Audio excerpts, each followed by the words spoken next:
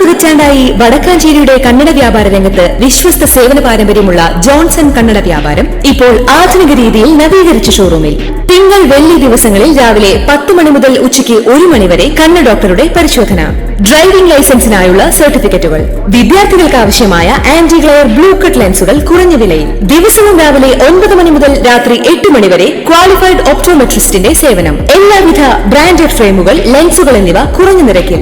Johnson Kannada വ്യാപാരം, John's tower, divine ആശുപത്രിക്ക് എതിർവശം, Vadakkanchery. Phone 94963474.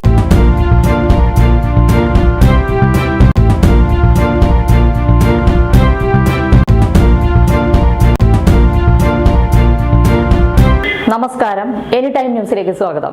Wayanad ദുരന്തവുമായി ബന്ധപ്പെട്ട് സംസ്ഥാന സർക്കാർ കേന്ദ്ര സർക്കാരിന് മെമ്മോറാണ്ടം സമർപ്പിക്കുമെന്ന് റവന്യൂ മന്ത്രി കെ രാജൻ.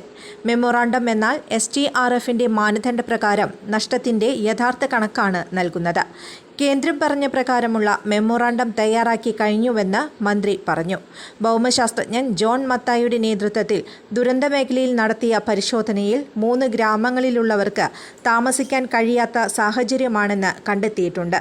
ഇതുൾപ്പെടെ എല്ലാ മേഖലയിലുള്ളവരുടെയും പുനരധിവാസം അനിവാര്യമാണെന്നും മന്ത്രി പറഞ്ഞു.